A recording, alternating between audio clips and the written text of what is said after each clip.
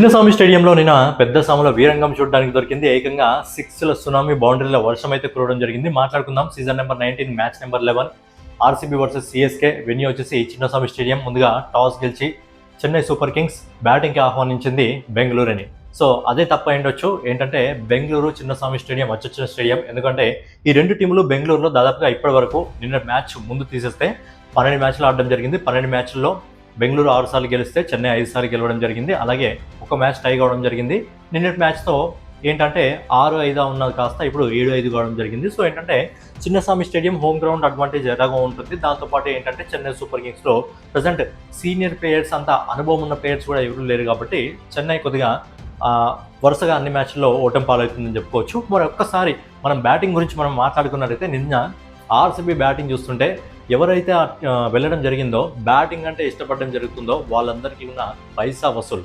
ఏకంగా నిన్న 35 4లు 29 6లు బాధడం జరిగింది. రెండు ఇన్నింగ్స్లో రెండు టీములు కలిపి. అంటే ఎలాంటి విధ్వంసాన్ని క్రియేట్ చేస్తారో ఒకసారి అర్థం చేసుకోండి. సో ఒకసారి మనం బ్యాటింగ్ డిపార్ట్మెంట్ గురించి మాట్లాడుకున్నట్టు ముందుగా ఫిల్ సాల్ట్ కరెక్ట్ టైంలో ఆ పవర్ అనేది చూపించడం జరిగింది. ఆ ఊచ కోత కోయడం జరిగింది. బౌలర్స్ని 30 బాల్స్లో 46 పరుగులు చేయడం జరిగింది. బౌండరీలతో డీల్ చేస్తారు అందరూ కూడా. మొత్తం బౌండరీలతోనే 3 4లు 2 6లతో అదిరిపోయి బ్యాటింగ్ చేయడం జరిగింది. బట్ ఉన్నంత సేపట్లో 46 పరుగులను అయితే చేయడం జరిగింది. వీళ్ళందరూ కూడా చాలా ఫాస్ట్గా పరుగులు చేయడం జరిగింది. ఎవరు కూడా స్ట్రైక్ రేట్ తగ్గించకుండా అదిరిపోయే స్ట్రైక్ రేట్తో బ్యాటింగ్ చేయడం జరిగింది.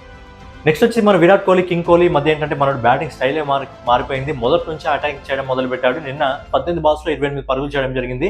2 4లు 1 6తో తొందరగానే అవుట్ అయ్యాడు. కానీ ఉన్నంత సేపట్లో అదిరిపోయే బ్యాటింగ్ అయితే చేయడం జరిగింది.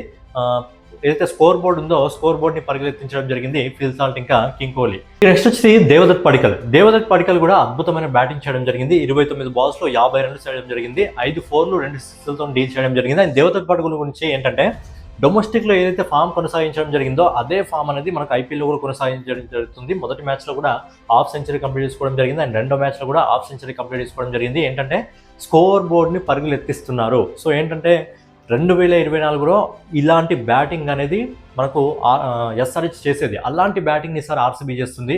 నిజంగా అద్భుతమైన ప్లేయర్.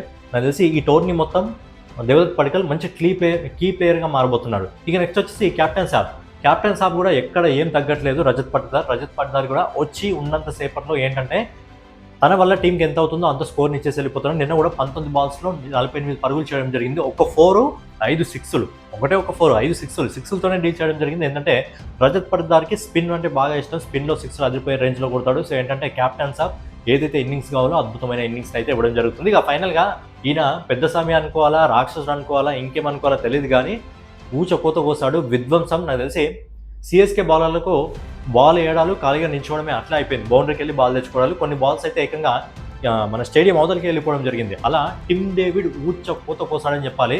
25 బాల్స్లో 70 రన్లు. 25 బాల్స్లో 70 రన్లు. మీరు ఒకసారి చూసుకున్నట్టయితే 3 4లు 8 6లతో డీల్ చేయడం జరిగింది. ఆయన చేసిన 70 పరుగుల్లో 60 పరుగులు ఓన్లీ బౌండరీల దాన్ని రావడం జరిగింది. ఒక 10 పరుగులు మాత్రమే గ్రౌండ్లో అలా అటు ఇటు ఒకసారి ఇక్కడ ఒకసారి అక్కడ ఒకసారి పీచ్ బాగుందా లేదా అని చూడడానికి మాత్రం అటు ఇటు పరిగెత్తాడు. కానీ మామూలు డీలింగ్ కాదు, అదిరిపోయే డీలింగ్ చేయడం జరిగింది. 106 మీటర్ల 6 కొడితే అది గ్రౌండ్ అవతలకి వెళ్ళిపోయింది బాల్. అద్భుతమైన బ్యాటింగ్ చేయడం జరిగింది. ఆర్సీబీ నిన్న వచ్చిన ప్రతి ఒక్కరు కూడా కాంట్రిబ్యూట్ చేయడం జరిగింది. వచ్చిన ప్రతి బ్యాట్స్మెన్ కూడా బ్యాటింగ్ వేరే లెవెల్లో, అసలు వేరే మోడ్లోకి వెళ్ళిపోయిన మన వాళ్ళు అందరూ బీస్ట్ మోడ్లో ఉన్నారు. వేరే రేంజ్ బ్యాటింగ్. నిజంగా అసలు ఒక ఎండ్లో 200 పరుగులు ఎంతవరకు వస్తాయనుకోవడం జరిగింది. బట్ ఏంటంటే 250 వరకు తీసుకెళ్ళడం జరిగిందంటే నిజంగా సాలిడ్ బ్యాటింగ్. మోస్ట్ డేంజరస్ టీమ్గా మారిపోయింది డిఫెండింగ్ ఛాంపియన్స్ ఆర్సీబీ. ఇక ఓవర్లుగా 20 ఓవర్లలో 3 వికెట్లు మాత్రమే నష్టపోయి 250 పరుగుల లక్ష్యాన్ని సిఎస్కే ముందు ఉంచింది.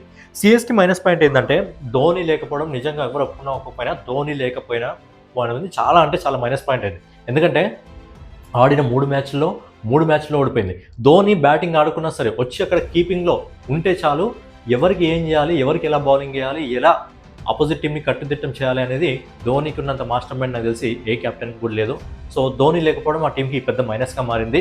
ఇక సంజు శాంసన్ T20 వరల్డ్ కప్లో లాస్ట్ 3 మ్యాచ్లు T20 వరల్డ్ కప్ వచ్చిందంటే ఒక విధంగా మనం సంజు శాంసన్ అని చెప్పుకోవచ్చు. సో ఏంటంటే T20 వరల్డ్ కప్లో లాస్ట్ 3 మ్యాచ్లో అదిరిపోయే ఫామ్లో ఉన్నాడు. అండ్ ఇక్కడ రాగానే 3 మ్యాచ్లు కూడా సంజు శాంసన్ చేతులు ఎత్తేయడం జరిగింది.